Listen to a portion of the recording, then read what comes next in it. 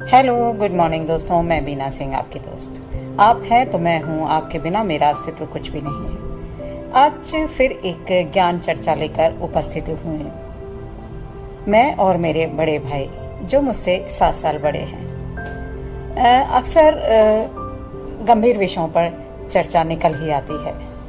अपने जीवन में उन्होंने बहुत कठोर परिश्रम किया, बहुत मेहनत की और उस मेहनत के दम पर ही वो आज ऊंचाइयों के आसमां पर खड़े हुए हैं। अक्सर मैं सोचती थी कि अब मैं बड़ी हो गई और मुझे बहुत ज्ञान है, नॉलेज है, लेकिन जब उनसे चर्चा होती है, तर्क वितर्क होते हैं, तो मुझे ये अपनी जानकारी, मुझे अपना ये ज्ञान बहुत तुच्छ सा नजर आता है। अचानक वो पूछ बैठे कि अच्छा तुम ये बताओ कि ज्ञान, कर्म, धर्म, मोक्ष, ये बताओ कि इसमें सबसे पहले ज्ञान को क्यों लिया गया है। तो मुझे ये समझ में नहीं आया कि ज्ञान को सबसे पहले क्यों स्थान दिया गया है। तो मैंने पूछा, नहीं मुझे तो नहीं पता, बताओ आप क्यों। तो तब उन्होंने बताया कि ज्ञान वह बिंदु है, जब जीवन में हम ज्ञान प्राप्त कर लेते हैं तब ही कर्म की ओर अग्रसर होते हैं। ज्ञान का तात्पर्य यह नहीं है कि आपने मोटी मोटी किताबें पढ़ ली या आप बहुत जगह घूम के आ गए तो आपको ज्ञान हो गया। ज्ञान का मतलब है कि असल में जीवन क्या है, क्या हम उस ज्ञान को प्राप्त करने में सक्षम हैं। जब हमें ज्ञान प्राप्त हो जाता है तब हम कर्म की ओर अग्रसर होते हैं।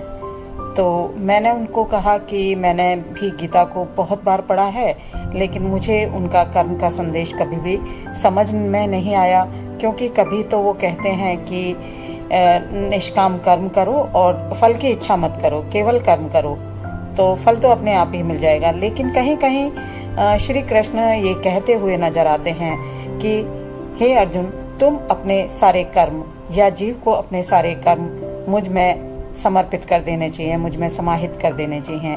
तो इसका क्या मतलब है? तो वो कहने लगे कि कर्म को कृष्ण के अंदर समर्पित करने का तात्पर्य ये नहीं है कि आप कृष्ण को वो कर्म समर्पित कर दें। श्री कृष्ण तो एक माध्यम है, क्योंकि जो कर्म आप करोगे वो तो स्वतः ही समर्पित हो जाएंगे और उनका फल मिलेगा ही मिलेगा। मैंने कहा अच्छा ठीक है, लेकिन कभी कभी ऐसा होता है कि हम अच्छे कर्म भी करते हैं, लेकिन उसके बावजूद भी हमें उसका अच्छा फल नहीं मिलता या हमें उसका कोई बेनिफिट नहीं मिलता। तो वो कहने लगे ज्ञान और कर्म के बीच एक और शब्द है जिसे हम विजडम कहते हैं। जो लोग अपने विजडम से कर्म करने का डिसीजन लेते हैं उन्हीं के फल अच्छे होते हैं। और कई बार ऐसा होता है कि हम कर्म करते आ रहे हैं, लेकिन उस समय जो किया कर्म है उसका फल तो मिल गया, लेकिन कुछ हमारे पुराने कर्मों का भी प्रभाव होता है।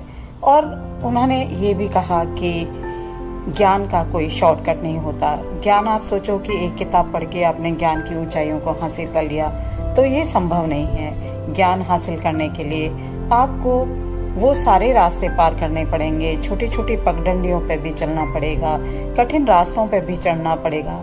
ऐसा नहीं होगा कि कोई आपको एक साफ सुथरी सड़क मिल गई जिस पे आप चले आ रहे हैं और आपको ज्ञान हासिल हो गया।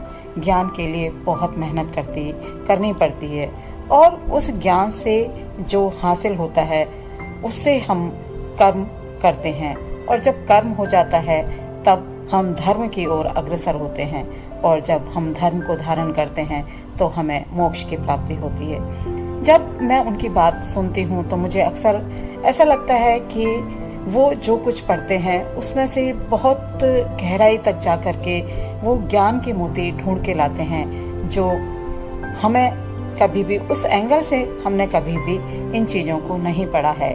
ज्ञान की ऐसी परिभाषा ऐसी देखने को नहीं मिलती। और मैं अक्सर उनको कहती हूँ कि आप इतने गहन अध्ययन या इतने गूढ़ ज्ञान को आप अपने किताबों में या किसी में आप लिख दो, जिससे लोगों को इनका एक नया एंगल भी पता चले। ऐसे ही चर्चा चल रही थी बीसीडी क्या होता है, बीसीडी।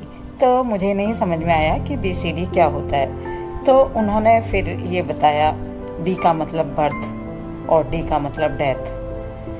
बर्थ और डेथ के बीच आता है सी। सी मतलब हमारा सेंस ऑफ ह्यूमर, कि हम बर्थ और डेथ के बीच हम अपने सेंस ऑफ ह्यूमर को कैसे काम में लेते हैं, कैसे अपने जीवन को जीते हैं। तो जब भी उनसे चर्चा करती हूँ तो अपने ज्ञान को सीमित ही पाती हूँ और फिर उनके एंगल से सोचने की कोशिश करती हूँ कि शायद मैं भी उनके ज्ञान की ऊंचाइयों तक, उनके तर्क को समझकर अपने जीवन में कुछ हासिल करूं या कुछ ऐसा नया करूं जो मुझे ढेर सारी खुशियां दे। थैंक यू, शुक्रिया।